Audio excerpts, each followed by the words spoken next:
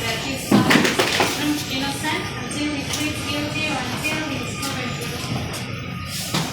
I note that the prosecution is not opposed to this application. I personally had the opportunity of interviewing the sureties and finding them substantial. They are alive to their duties towards court and are more than willing to execute the same. The accused is reportedly asthmatic and on medication. I hence admit him on bail on the following terms: that he executes a non-cash bond of 10 million Uganda shillings with a court prior to his release. The sureties are also bonded in similar terms, and that he deposits his valid passport with the court till conclusion of this matter. This matter is coming up next on the 15th of this month.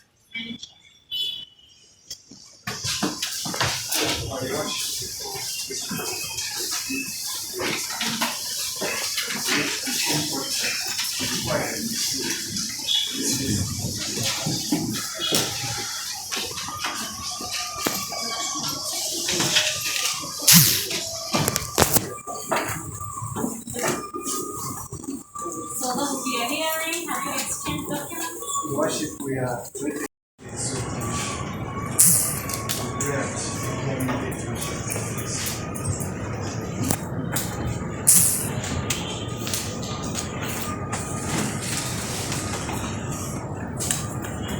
We maintain patience, but for hearing, please follow up with the prosecution and get the case papers. You wanted 2 minutes? There you are. Thank you very much, Your Honor, for this opportunity in your honorable court, Your Honor, the prosecution, fellow counsel. It is important for all of you that are using public media to note that it has leaps and bounds, that the words you may be used against you. Of course, you might not be found guilty, or they might not be criminalized, but just know that the words you use as you deliver public information may be used against you. If you find that you've offended any person, the word sorry costs you nothing. And for me that is important, and to all of you. Of course, media houses all over the world are or make errors, and even individuals and personalities. But how remorseful you are determines how the victim of your publication or of your utterances responds to you. Bloggers all over the world and in the country, please learn to comply with this. That is all I can advise, and if there is any way that we can find the best ways of shaking hands and apologizing in the view of justice, it is the most important thing. Just know that everything can go punished under the laws of the land. Thank you very much for the opportunity, Your Honor. I've been a victim of the same before, but I'll take this opportunity to warn them, because I did law and journalism as well. Therefore, I know media laws, and these people also understand them. Not that I'm saying that there is anyone guilty, but I'm also stating that it is important that we take precaution while addressing other people or institutions. That is my submission. Thank you, Your Honor.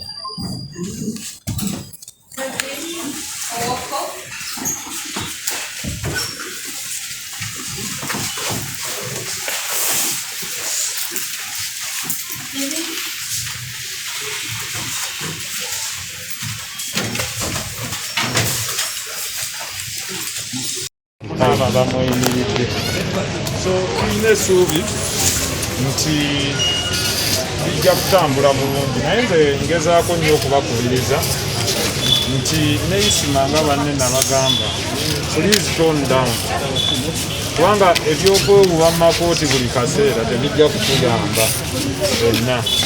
Naye njagala okukubiriza ne bali bannaffe nti tulabe engeri gye tutabaganamu mu nsonga zino, kubanga kyekijja okusinga okuleetawo obulungi n'obuluŋŋamu. Abayimbi n'abannamawulire mwenna mwetaagagana, So nkubiriza bannamawulire temuleeta content anakakanya bayimbi n'abalala boogerako, tugezeeko kubazimba n'abantu abazimbye bwabo. Ate nkubiriza n'abayimbi nti bw'oba ofunyeko ekintu ekikunyiiziza kubira essimu munnamawulire omuga agobadde oyogerako wendi jangu naawe nkuweeyo bayiti nange siyawukana nnyo, nange nzomu ku bantu abavooleddwa abantu abalala, but I'm different maybe. Ffenna tunyigamu mu ngeri ya njawulo, naye tusaba Mungu ow'ekisa ekingi batuuke kukkaanya n'okutabagana.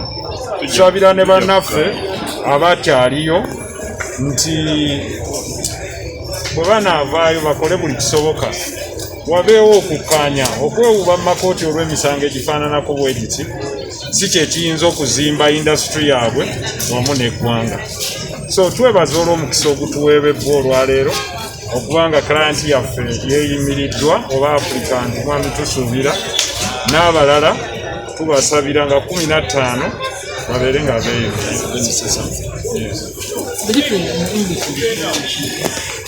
ekibadde olwaleero mu kooti nti ffe nga bannamateeka b'omulangira Ssuuna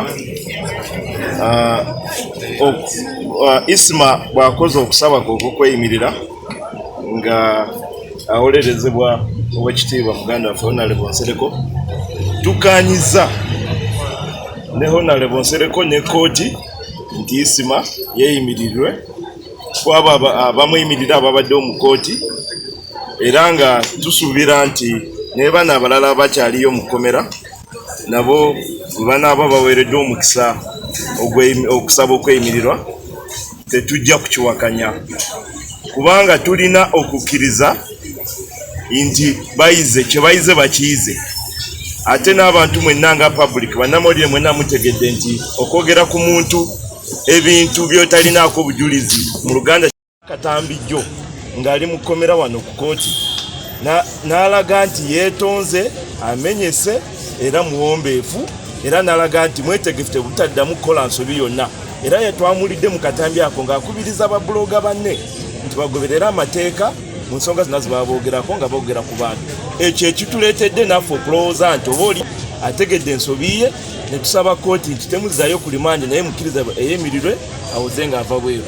Ekirala kye tutegeeza kooti nti okunoonyereza musango kuno kuwedde, era olunaku lwa 15 omwezi guno omusango genda kutandika okujulirwa okuwulirwa, naye nga ne leero kibadde beeteefuteefu okuleeta obujulizi bwaffe ffe ng'abawaabi, kubanga omulangira Ssuuna abadde mu kooti era abadde mwetegefuteefu kuba obujulizi bwe singa abadde aweereddwa omukisa, naye kooti esazeewo nti obujulizi oba omusango gujja kuwulirwa ennaku z'omwezi 15 omwezi guno. Kutambulira mu kuswagana naye tewali kisinga bulungi mu nsi kukkaanya. Nomanya nti ensobi ebadde luddawa, mistake ebadde luddawa, ono mumulaba nnyo buli kaseera abeera akuba amaviivi avuma abantu, naye yeetonda mangu ebintu ebinabakola ki. Nze ebiseera ebisinga ndaba afukamira nnyo buli kaseera abeera atambulira mistakes, naye ekigambo kwetunda ekigambo sola kitono nnyo naye ate kimala ebintu bingi nnyo. Ffenna twali tusobeza ku bantu, twali tunyiiziza abantu, naye ensi ekyuka. Mukkirize mugande bannamawulire wadde nga mulina obusungu mukola ki, ensi ekyuka. Ojja kunyiiza ono leero litajja kuwawabya, naye togojja okunyiiza omulala akola ki, ajja kuwawabya. So ate kkiriza bagana bwe tuba nga tukola music entertainment twetaaga bannamawulire n'abayimbi namwe mubeetaaga, because mukola music shows, mukola music entertainment. Naye lwaki okwata omuyimbi we Uganda still gw'onyigiriza gw'ofunza gw'okomerera? Ate naawe munnamawulire nange nkwetaaga, because mba nkola music wange mwetaaga amawulire agatambula amalungi. So tukwatagane mu ngeri mu benda ate kinnenyumiza nnyo okulaba nga Ssuuna waali naye ng'ate abakulembeze ba music industry tebaliiwo. Kibi nnyo osanga nti singa abakulembeze ba music batulema n'abamawulire otusanga twanduse mu kooti. Bwe naliko ne Genosale one time twali tunyumya omanyi nabafunamu omukisa, sometime bantwalanga muwala waabwe ne tunyumya nga taata n'omwana, ate era ne bantwalanga omuwabuzi wa president okwogera ku nsonga ziri mu ggwanga. Yaŋŋamba nti ekintu ekireetedde obwavu, ebimu kubeesa obwavu mu nsi yaffe kwe kubeera nga tugenda mu makooti buli kaseera ne tuspendinga ssente time na buli kimu, because courts zitwala ssente. N'omukyalo oba wa KCC yali ayogera nga wa statement yagamba nti KCC yandibadde ekola ebintu bingi naye ssente ze baliyirira mu misango mu makooti. N'olwekyo kyensaba nti babeerawo obumu awali bannamawulire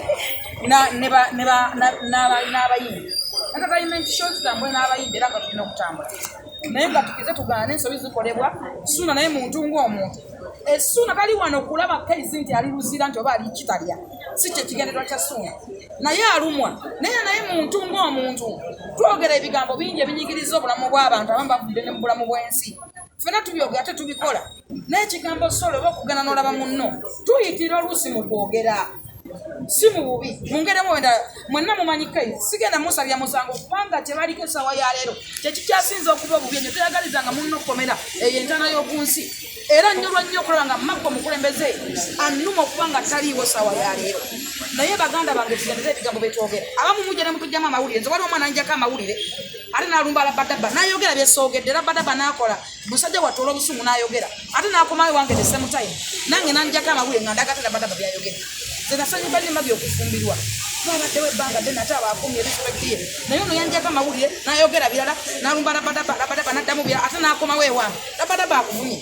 mu ngeri eyo nange nnakola ki kwataakinga oli okuwanga kyondaze so tubeere n'enkolagana bannamawulire n'abayimbi bino byonna tetwandituuseyo singa Buma yatuula naye sirumba kitongole ky'abayimbi naye abakulembeze b'abayimbi singa baatuula ne bannamawulire ne tufuna enkolagana ey'obumuntu omusango guno guliwo baba basuna mbalayo tuwaliwo tuteme kutuuka wano kuba tumala obudde tuwestinga time tuwestinga ssente baganda ffe bali mu bulumi obwekitalo kuba njagala mbabule bannamawulire mwenna naffe aboogera ebigambo sijja kwejjamu kino kibeere kyakuyiga kaye tebakulimba nti waliyo omuntu wano wadde ogamba Kaizi nti oli wakabi agambye Kaizi nti munnange leka nkusulewo olwaleero vaayo neva Kaizi yali mu kkomera yali mu bulumi ne banne Bamakko Bawakko olw'engeri emu oba endala tewali agambye nti leka nkusuulirewo so mukkiriza ensobi nti Kaizi yayingira Ssuuna too much bwe tutakkiriza ensobi oba mistakes eriwo tetugenda kwigonjoola